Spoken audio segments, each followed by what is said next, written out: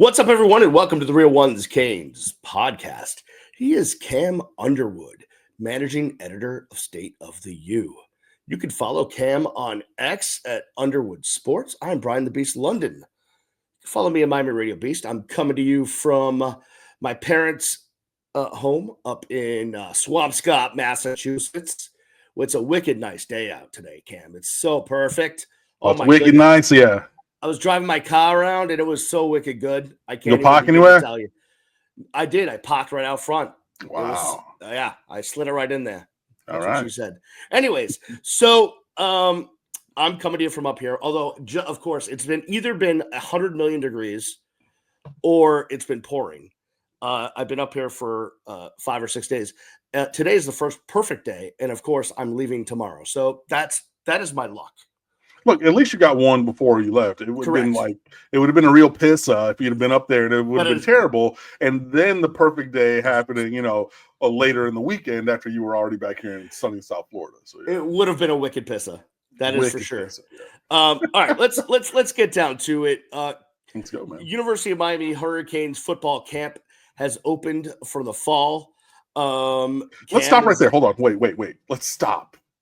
And just luxuriate in that feeling of that sentence.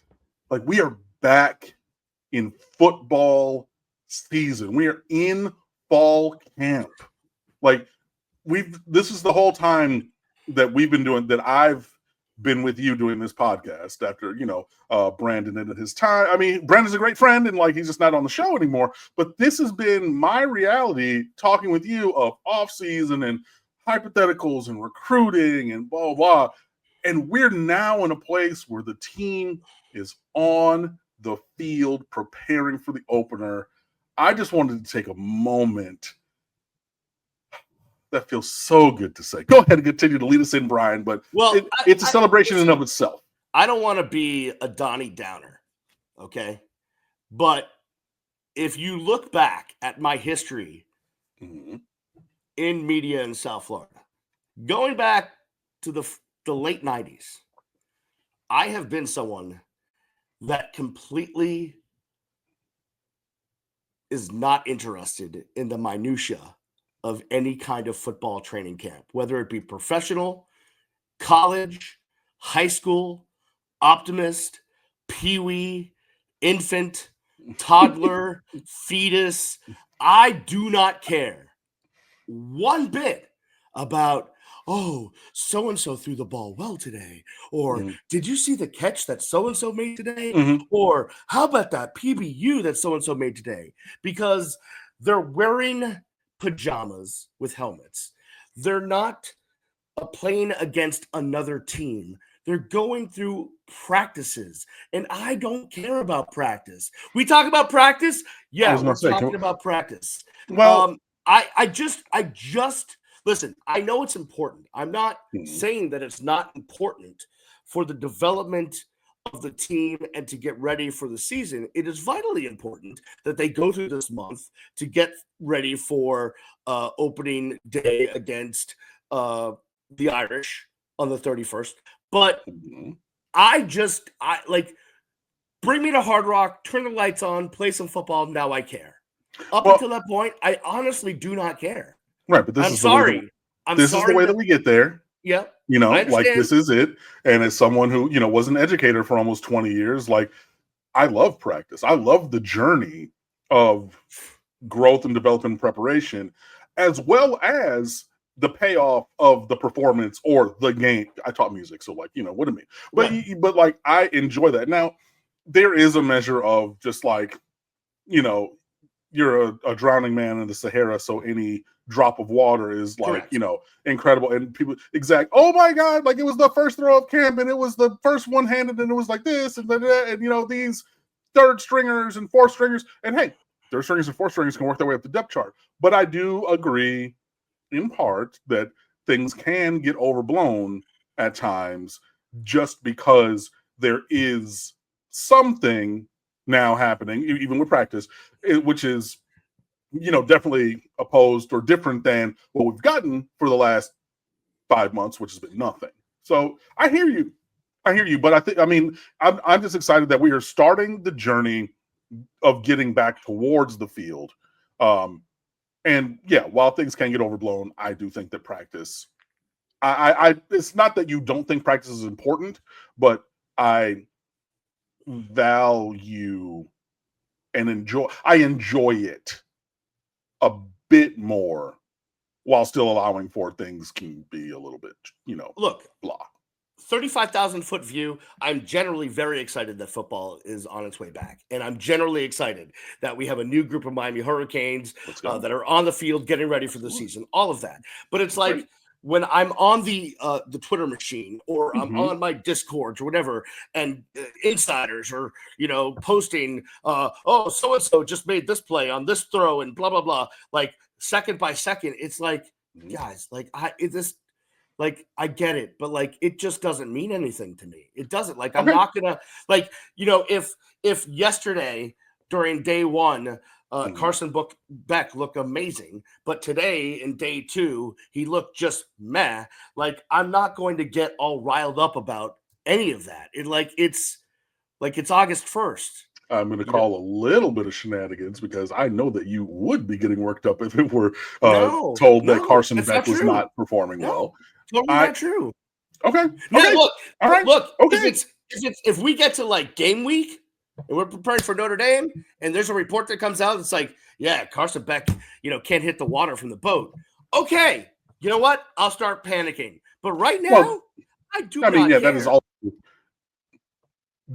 a different kind of practice because these 4 weeks or 2 weeks of camp, battles and reacclimation. They're in shorts for a couple days, then I think tomorrow or the next practice, because they've had 2 days of practice, the first time that they can put on shells, as in helmets and shoulder pads, is the next time out, and then I think you get 2 of those before you can go to full pads. So I get it, and everything, and but game week prep is when they go differently. Ooh, there's something else that I want to put in segment 2 for this show, because I just remember. Yeah, no, I'm going to put it in the chat before. But no, I hear what you're saying. It's a little early to treat everything with the level of importance that some people might, especially with being the first day out there, and everybody's just saying those who go to practice every day about all of the different plays, play by play. And I get that. So, listen, I watched all the media stuff from Media Day, which we got about 36 hours advance notice about. So I couldn't exactly just race back from New England to get there because Miami is going to Miami and not give anyone notice about their big media day. It used to get like a month notice. Like we put that thing on the calendar a month ahead of time, but we're not like that anymore. I watched all the videos. I watched interviews. I watched all the stuff. So I get it. Here's just a couple of takeaways. One, I still really love Carson Beck's attitude, and I keep getting crap in my own household about this because my wife is a Gator, right? So she watched Carson Beck through those orange and blue lenses, and does not like him at all. And that seems to permeate through her brain. So when I keep saying to her, man, I love this dude's attitude. I love his confidence. I love his football knowledge, his football IQ. I really like this guy.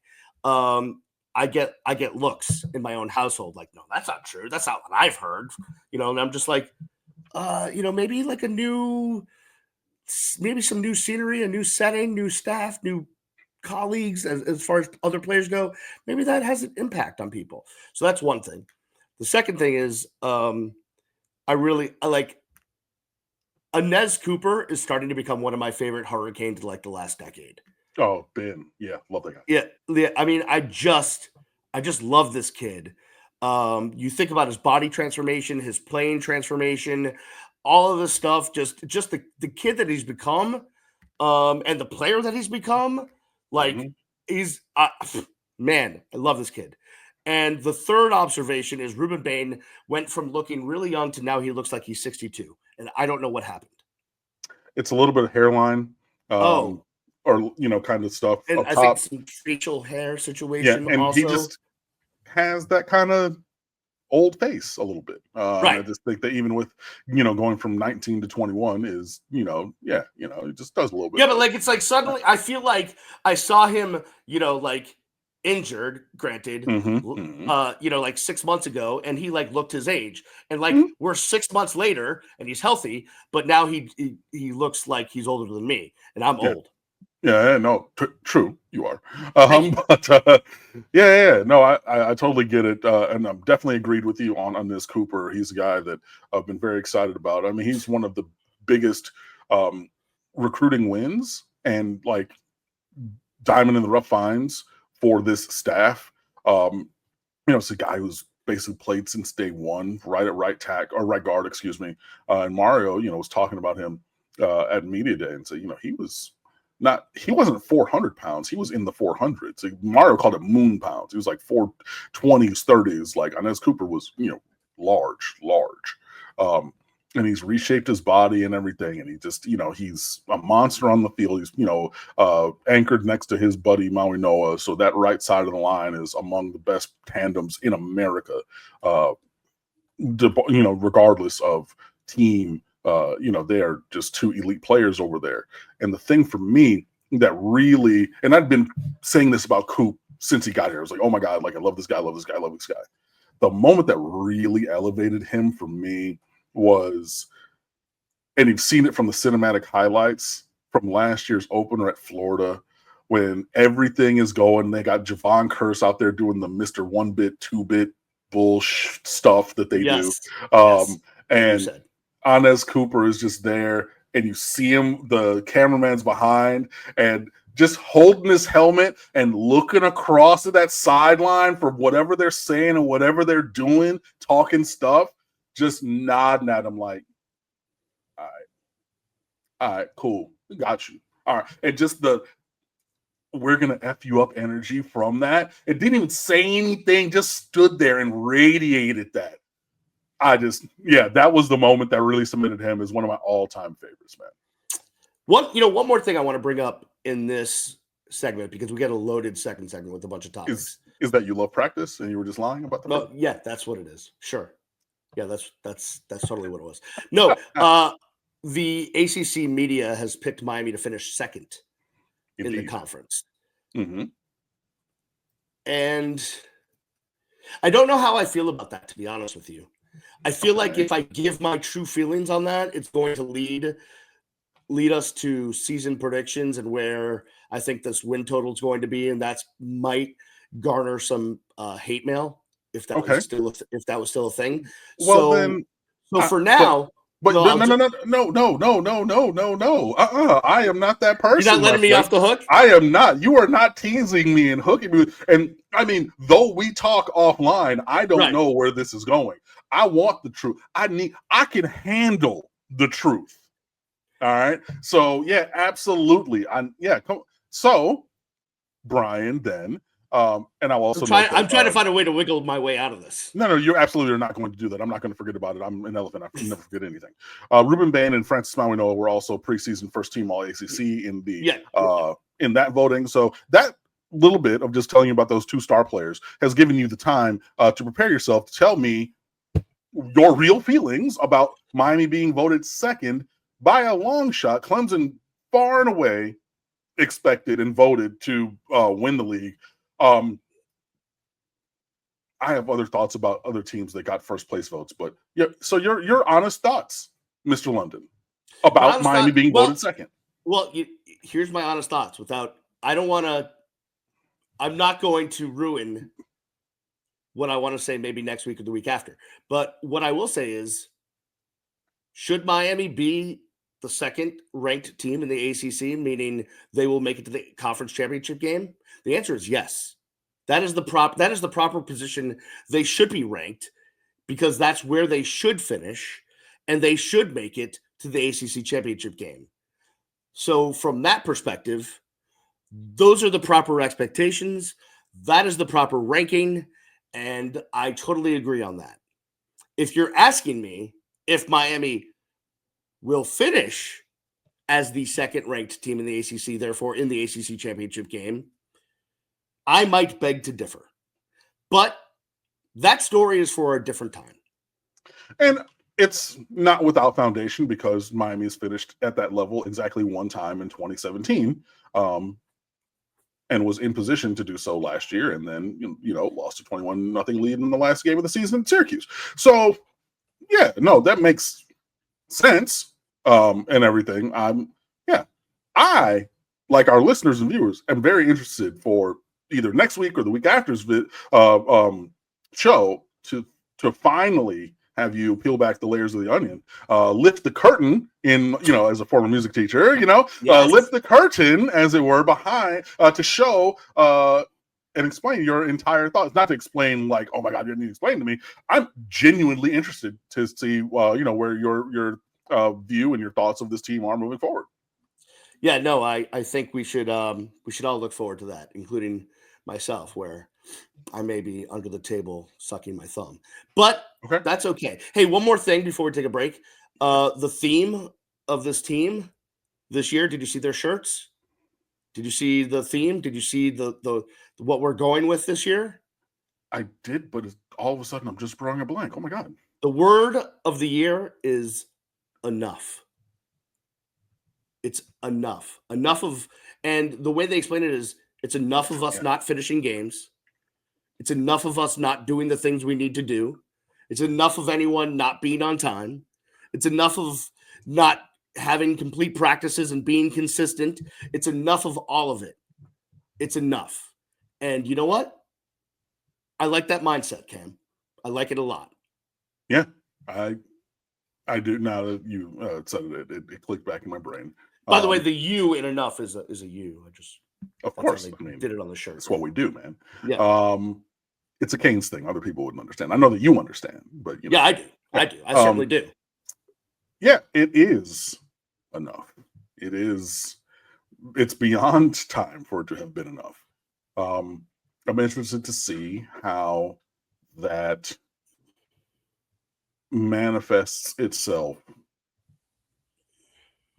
just across the season, and like in the micro, as in per player, as in per play, as in per snap, as in per meeting, in the macro for the team and just everything, and across the entire season. Like, yeah, it's great to do and say something at the beginning, and having worked in schools and everything, it's a thought to have a different theme, motto, whatever tagline word every single year to keep momentum and to refocus everyone. So there's two schools of thought. There's one where it's a dynamic every single year where you find something that works with the current iteration of everything. And then there's the other school of thought, one to which I aspired because I created like a wholesale program where it's the same thing every year. It's always whatever. The football program at Miramar did the same thing. Theirs was pride. Ours at Miramar Chorus was making powerful music. That was our thing. And then there were like kind of sub, things, whatever. But like that was our focus.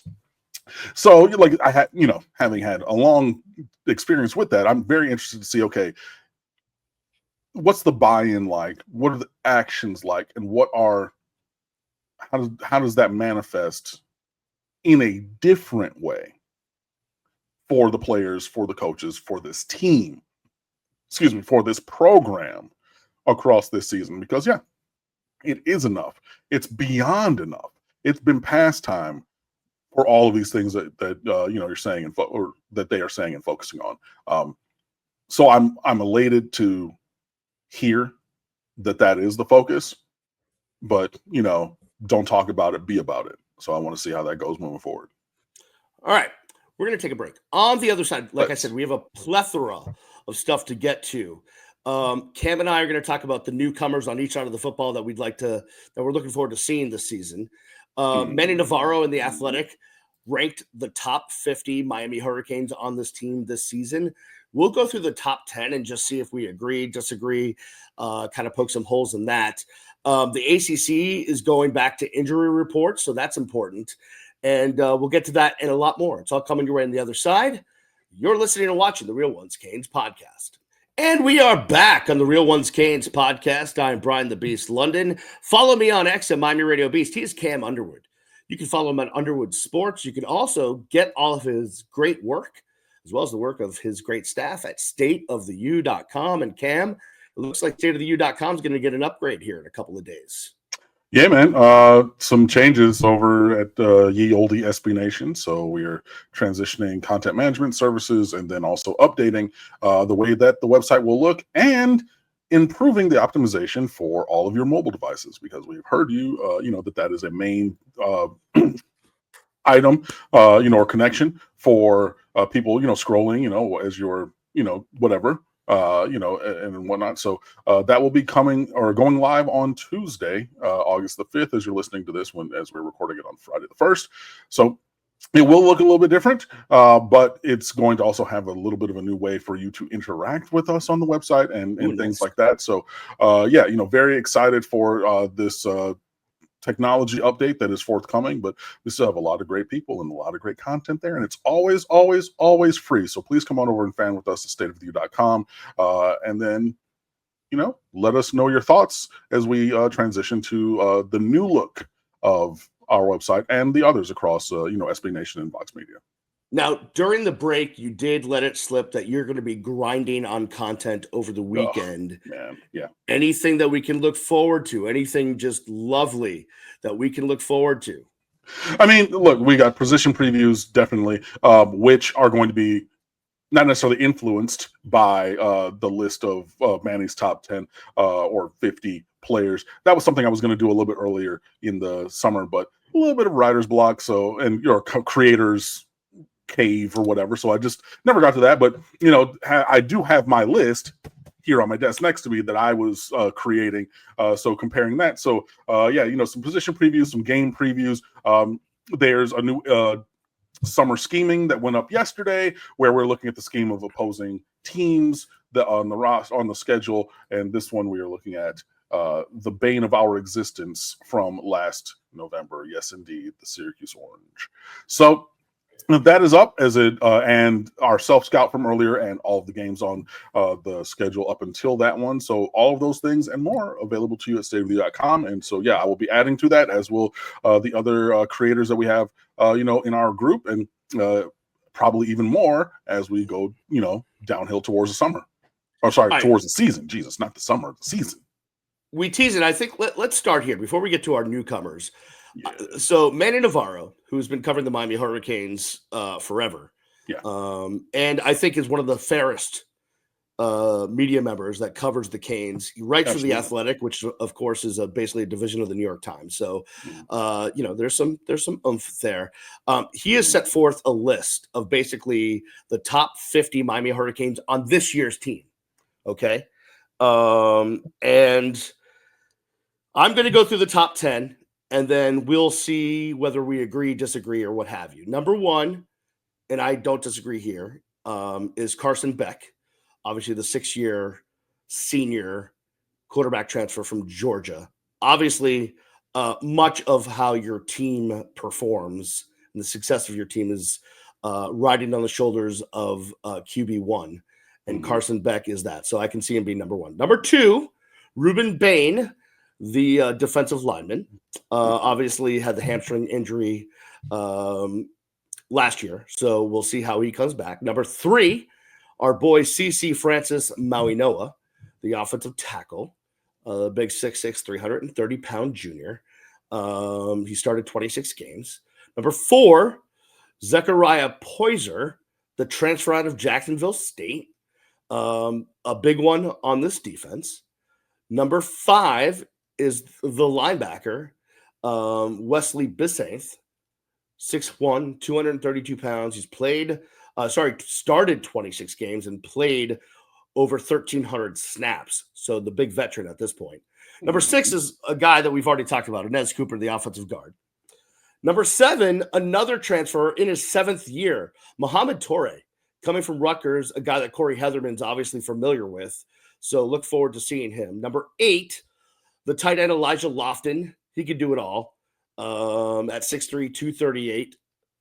He is everything. He's like a Swiss Army knife. Number 9, Mark Fletcher, looking to be RB1, the junior.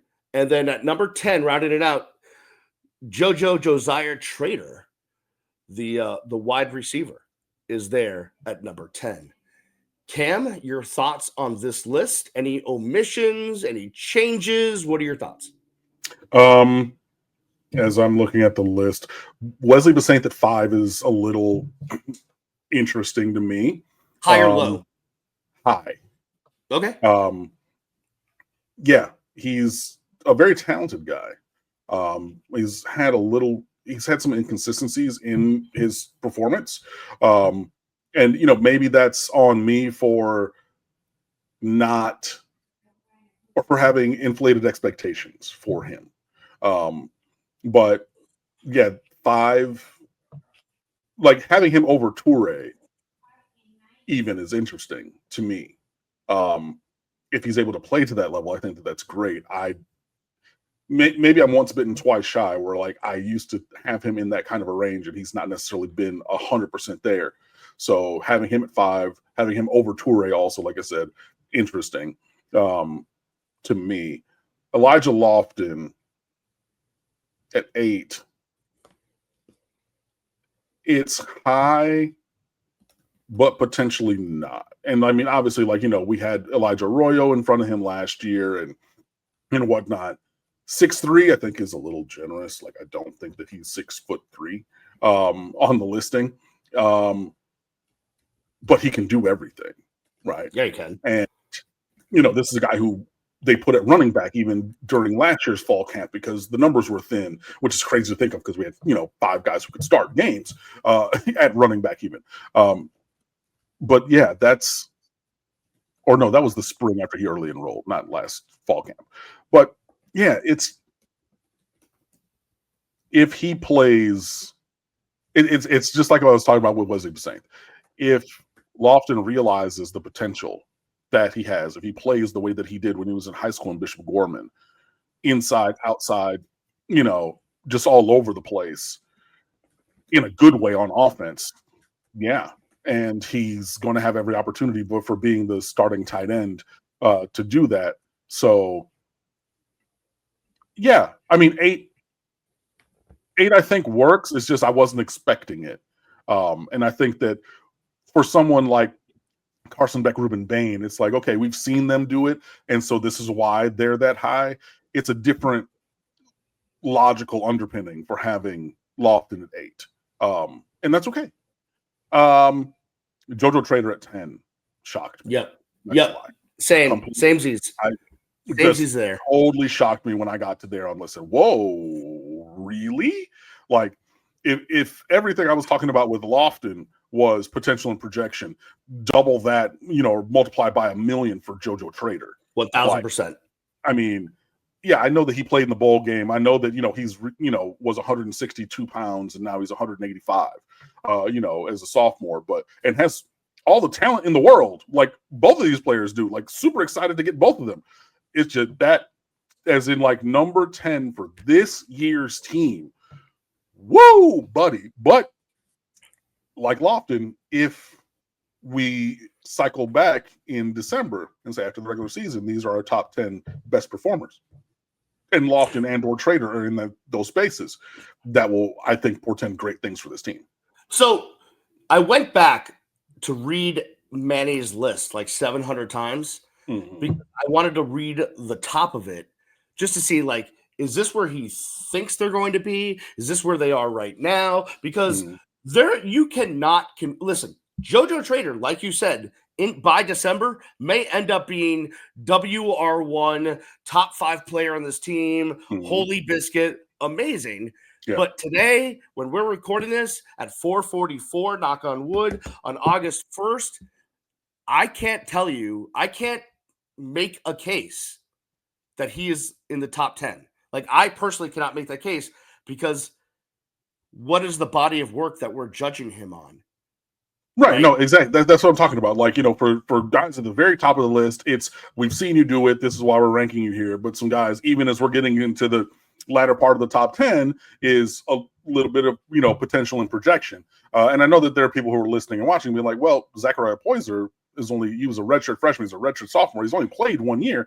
Yeah, that guy was freshman All-American and first team All-Conference at Jacksonville State. So there's, it's only been 1 year's worth, but he's shown and proven at a level that Lofton and Trader, who, also have 1 year of experience, have not.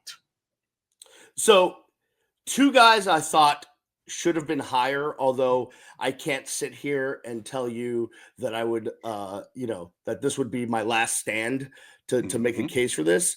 But you already know about my love affair for Inez Cooper, so I thought he should have been a little bit higher.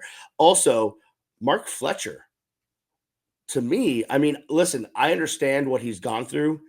I get it, but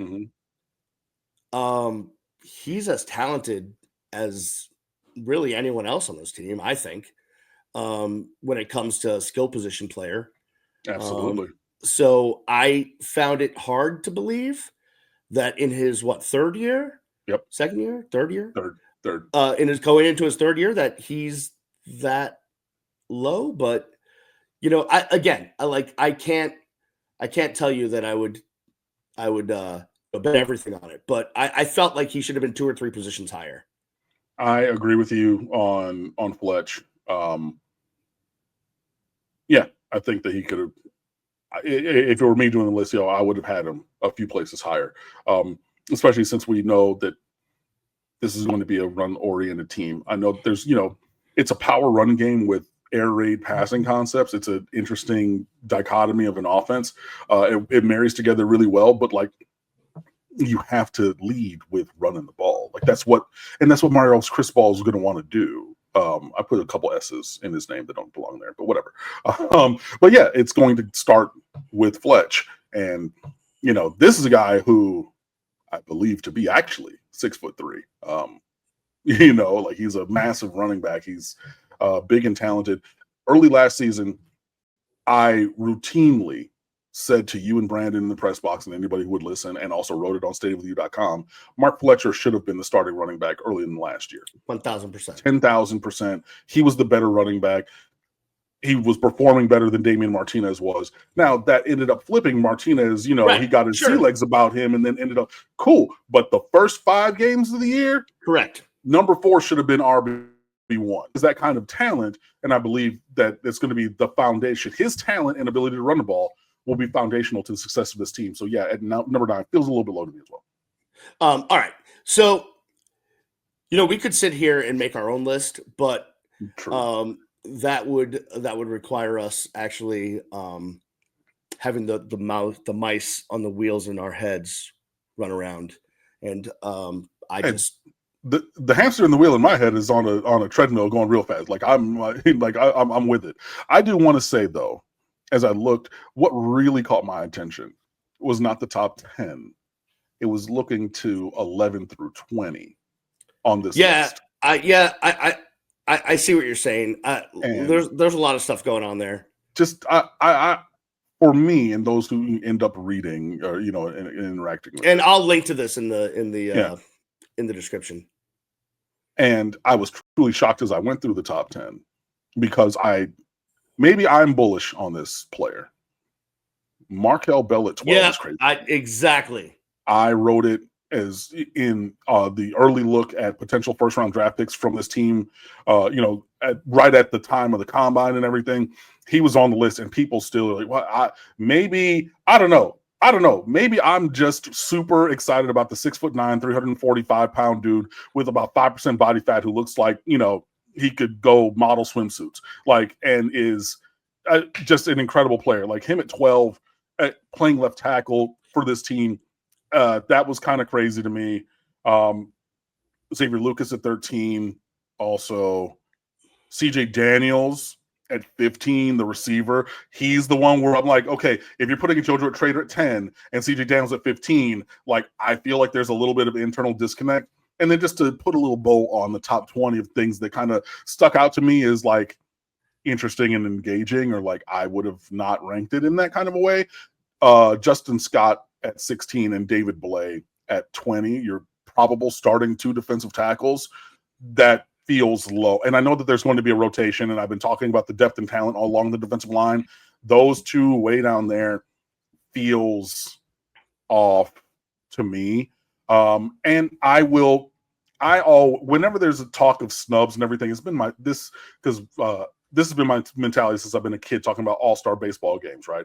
You cannot give snubs with saying, okay, cool, then who comes off the list, right? You have to balance that. Just saying, oh, well, for me, JoJo Trader comes off the top 10. Markel Bell, skips over from 12 to 10 at a minimum. Akeem Mesdor being that number 11, in case you were wondering.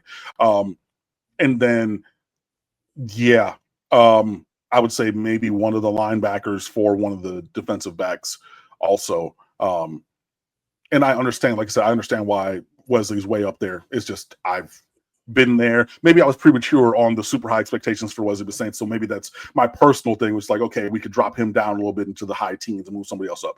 Cool, but like I said, it's usually that's the way that I approach these things. I can't say that there's been snubs without saying, okay, who would they replace in that top 10? Those are the snubs, and that's who would replace for me. Yeah. Thank you for that. I appreciate that. I would just say this, like if you move Markel Bell into the top 10, well, then you have 3 linemen in the top 10. But you know what? If you're thinking about a Mario Cristobal, Alex Mirabal team, you would have 3 linemen in the top 10. So that part, bang. Yeah. So it all would make sense. But that's neither here nor there. All right. So the other thing we wanted to do is we wanted to take a look at both sides of the football and each pick a newcomer that we're just looking forward to watching this year. We're looking forward to see how they fit in. So are we going by newcomer, like as in someone new to the roster, or new to the roster? Could be a rookie, could be Okay. could be a rookie, or could be a transfer, a new face that we did not see on this team last year. Okay, I will say this: if you say Carson Beck, you're not playing the game right. I was going to play the game wrong intentionally, but you can't. You called me out, so fine. Do you want me to go first to give you a chance to think? No, I have one, but go ahead. I'll let you lead off. Okay, we'll start on the offense. Okay. We will start on the offense. The guy that, and I guess maybe this is a layup, but I fell in love with this dude during the spring game and during the spring. Well, I fell in love with this dude in high school, and then I fell in love with him even more during the spring game and during the spring. And that love is not wavering at all. It is still there. It is still a real love, as Mary J. Blige would say. And that is Malachi Toney. I am so looking forward to this guy. Now, look, I understand that to come in as a freshman wide receiver and have a huge impact is a tough thing, just like we saw with JoJo Trader last year. So I get that. I get all that. And maybe maybe Malachi Toney doesn't reach the heights that I think he's going to reach this season.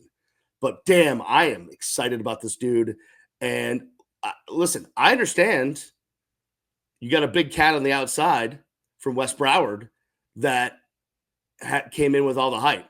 But I am so excited about Malachi Toney. That's where I am with the newcomer on offense. I definitely knew you were going there. That's why I mouthed along as you said his name. Yeah, very, very obvious there. But he's an incredible player. This is the kid who won the Nat Moore Award for the best player in South Florida as a high school junior. Right. Reclassified up. He should be going into his senior year. He should be having fall camp over in Plantation at American Heritage. Right. But he did the academic work. He did all and then was treated as a senior and won all of the awards over other All-Americans who had played 4 years worth of high school ball. So yeah, that is a great pick. And definitely an understandable one. I'm going to stay at the wide receiver position. I'm going to go to a different name. I am also going to go to a different classification because I'm not going to say a freshman because I cannot say Carson Beck because you want to be. I made that rule. Yes, you made the rule. I'm going to say C.J. Daniels. Okay. The other receiver. This is a guy who's, I know that he battled injuries when he was at LSU, but had nearly 2,000 yards 1,600 yards receiving in the years that he was at Liberty previously, and everything, working with Caden Salter. And yeah, he adds size, speed, skill, experience. And I think most importantly, the experience. This is a guy who's played a lot of college football already. So yeah, obviously you've said Malachi Toney in the top 10 of Manny's list. He had Josiah Trader. I'm going to go with C.J. Daniels, and there's also Elijah Lofton in there. So it's clear that there are weapons on this team. There's just a lack of cohesion because, in this era, there's just been a lot of turnover of the roster. But yeah, I'm going to say CJ Daniels being the newcomer. Basically, it's the non-Carson Beck division because, like, you want to see the quarterback, like, duh. But yeah, I'm going with CJ Daniels for my newcomer I'm most interested to see. Special shout out to James Brockermeyer, the center. Okay. I almost said him. I almost did because starting center matters, but I wanted to at least get his name out there. All right, there you go. We're gonna flip it and reverse it. We're gonna make you go first with the defensive player, the newcomer that you're most excited to see. I figured that we were going in a snake draft kind of an order, so you go first, I go second, and then second round flips around. I'm not going to overcomplicate this. Zachariah Poyser. Damn it, you took mine. Sorry, buddy. Like that. You got the first pick in the second round, so it's okay. I did. There are other great picks available. One that I considered. But Zachariah Poyser, freshman All-American from Jacksonville State. He's a Florida native coming back home to Florida and stepping up in the level of competition that he's facing because he showed and proved in his year at Jacksonville State. Yeah, he's he's too big of a fish for that small pond. But yeah, I think that, his talent and ability and performance level in just upgrading the terrible, horrible, no good, very bad state of affairs at safety from last year. And this is a kid who's only a redshirt sophomore. So, I mean, technically he can go to the draft after this year, but will probably be around this year and next year as well. So you get some of that, returning continuity going into 26 as well. Yeah, Zachariah Poyser. All right, then you know what? But I will stay in the defensive backfield because it needs to be better. Please be better. And I will go with the guy where there's a lot of hubbub. Not only about his play, but also how he got to the University of Miami. Another kid from American heritage via Wisconsin.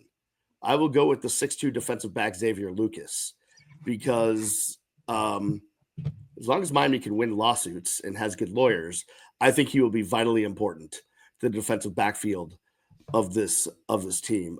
He saw action in 11 games. He only started one for the Badgers, but I think he's got all of the talent in the world. Obviously, very heralded out of American heritage. I heard a lot about him anytime I would talk to anyone affiliated with Heritage.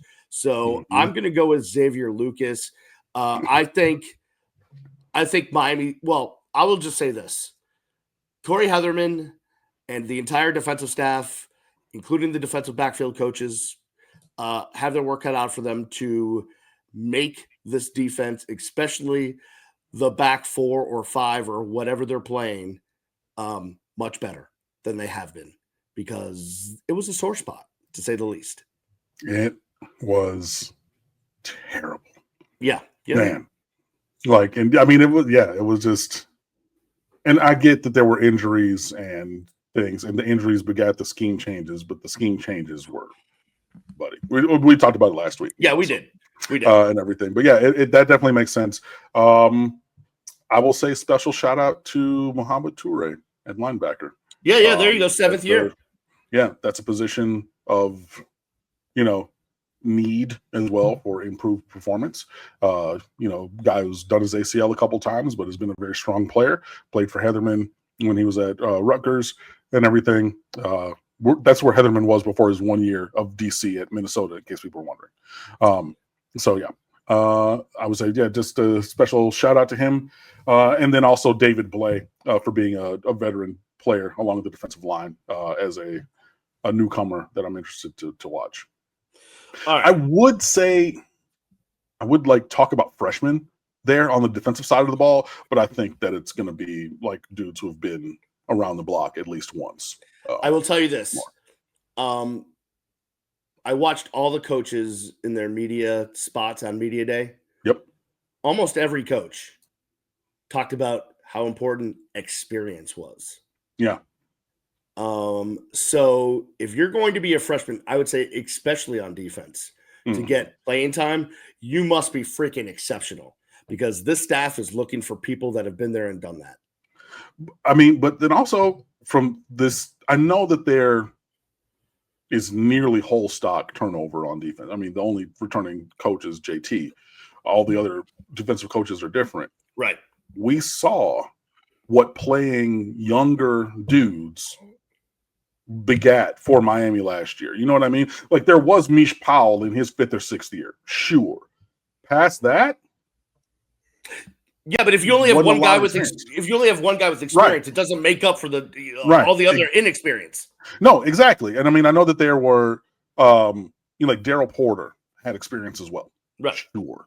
But like, yeah, there was, even at linebacker, it was, Kiko Mauinoa, and then like Wesley was saying, going from a young player to a veteran, still Raul Aguirre stepping up into a larger role, things like that. Malik Bryant working his way onto the field for the first time, Bobby Washington playing for the first time, OG Cam Pruitt playing for the first time. Like there was a lack of, especially in the back seven, of real experience. I mean, it was really those three dudes of Daryl Porter, Mish Powell, and Kiko Mauinoa, and then a lot of youngsters for the most part. So yeah, I understand why trying it and it going as spectacularly poorly as it did last year, even in spite of having a freshman All-American in OJ Frederick. You know what I mean? Like, he was the outlier completely for that. So I understand why they're leaning more into experience, especially on defense. All right.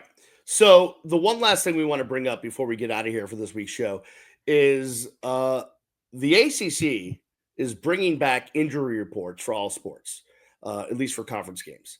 Now, I remember when they first initially, a while ago, brought this into effect, trying to copy kind of like the NFL injury report situation. And then it just disappeared suddenly. I don't know what happened to it. Well, but now it's coming back.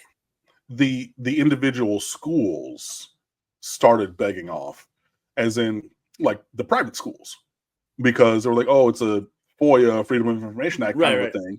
And then schools like Miami were like, we're a private school. Like, there's different rules. Miami also tends to, anytime there's any kind of injury or anything, Miami will just be like, HIPAA, we can't talk about that. And that's truly not the case, because players, when signing all the paperwork to play, sign something that says, hey, I give you permission. You don't have to disclose my medical records, but you can say that I'm hurt and it's a leg. Like, that's not giving away my blood type and whatever.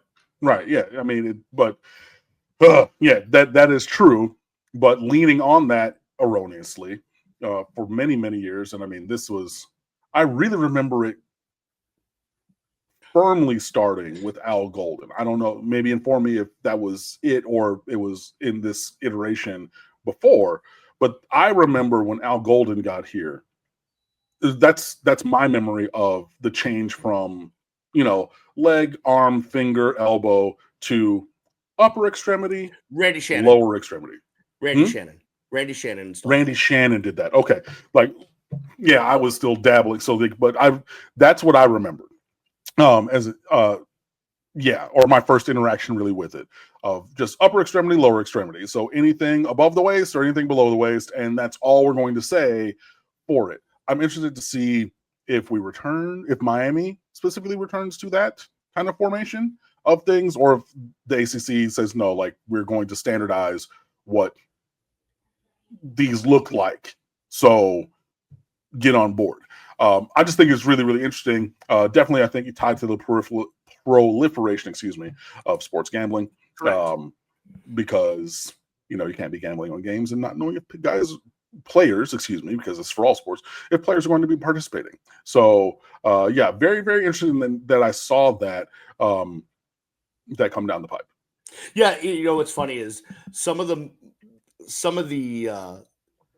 most watched videos that I have are like quick 30-second clips of guys warming up or not warming up before games, because if you're going to drop some coin on a matchup, you need to know who's playing. Man, we sit in the same row in the press box, and I'll tweet out, Ruben Bain in street clothes, and just the impressions and interactions on that. Yes, just 1000%. That one sentence, right? Yep. Man, like I didn't, and then I usually retweet your videos or from other people. I'm like you do the video. I'm just gonna, whatever. I'll just say what I see or whatever. But yeah, like I remember that specifically from whatever the third game of the year was. Like correct. Not Ball State last year, but whatever the third game of the year was. Not the HBCU beatdown, because like clearly he wasn't going to play that, but that third game when it was like, cool, yep, Ruben Bain in street clothes, yowzers. I was like, I had to change what my tweet deck settings were because it was just it was scrolling so like it was Mach 12 like just by that one thing. So I understand it, but but past that, do you have a thought one way or the other about the ACC requiring this, or No, I like it. I think there should be transparency. We always used to mock Mario Cristobal because he would talk about transparency, and then there would never be transparency. So there you go. It was either the Ball State game, you were right there, or USF. I think it was probably Ball State. It was Ball State. That was a home game. Yeah. Okay. All right. So I'm all for it. I'm all for the transparency if they can actually be transparent, but we shall see. All right. But then again, like I said, it depends on what the ACC allows, because technically upper extremity, lower extremity is a report of an injury. But yeah, so we will see. But I thought that was interesting, and moreover, I brought it up to just mention to the people, because it is not exclusively football. It is for all sports. So if it is, there is no ACC gymnastics, but volleyball or women's basketball or track and field or whatever. Baseball, which is having its own in Major League. I don't know if you all know, but there's like a little gambling thing going on where pitchers are being suspended and investigated for very specific prop bets. So even one of the best closers in the game. That's happened in the NBA too. Well, no. Even an even narrower kind of view, right? So there are things in look, I'm from Detroit. I'm a Pistons fan, have been my entire life. Malik Beasley, who just hit the second most 3-pointers, I do believe, in a single season or second most in the league this year. He's being investigated for, point shaving or just different kind of things for the spread. In baseball, it's gotten so narrow that they're looking at the first pitch of the inning with no one on base type of a thing. And you're like, okay, there's 7 conditions to it's like, so one of the best closers in baseball right now, long story short, is Emmanuel Clase. And so they're looking at the first pitch of the inning in the 9th inning for this incredible pitcher, as being a strike or a ball. And people have called video. The pitcher's mound is 60 feet and 6 inches from home plate. There are plenty of pitches that hit the dirt more than 20 feet in front of the plate. And so now people are pulling this video saying, well, this is non-competitive. This is crazy. This is not even just a bit outside. It's not even that. He's basically throwing grounders to his 3-year-old kind of stuff on the first pitch of the inning with nobody on in these instances. But then you back that up with if you see a lot of movement on that prop bet of will the first pitch of the inning be a strike or not, and all of a sudden every time the ball's slipping out of his hand and he's catching a cleat and it's every 9th inning there's something like that, so those are the very narrow kind of circumstances that then when you look at it, not just in one game, just oh my goodness, the ball slipped out, but then you look over the season from April to August and see how many times something like that has gone in this specific way where it seems like the player could have been manipulating it, because his crazy miss percentage on first pitches of the inning with nobody on is 19%. But his crazy miss percentage on all other pitches and all those other situations is 1%. So you have a guy who doesn't miss like this, missing astronomically more in this one situation, which then, as we're backing up with the sport or the multiple online sportsbooks, we're seeing there's been a little bit more betting in that specific situation that has him, exponentially worse performance-wise, so yeah. Next week, the Real Ones Hardball podcast with Cam Underwood. No, hey man, I love it, man. Thank you. I got my baseball right here. I love baseball. I always want to say that. We talked about, Canes baseball and everything. There's a lot of recruits and, current players who are raking around the league, around the country in their summer leagues and everything like that. So I will never forego a chance to talk about baseball, even on this here football podcast. But thanks for indulging me, Brian. I was walking around Fenway Park yesterday, so it's all good. You were there on Lansdowne Street. I was on Lansdowne Street. I was on Jersey Street. I was on Yawkey Way. I was all over that place. I was in Kenmore Square. I was in the Back Bay. It was all good. Anyways, a matter of fact, I'm going to go join my family and go get some chowder because you have to. Hey, gotta have chowder.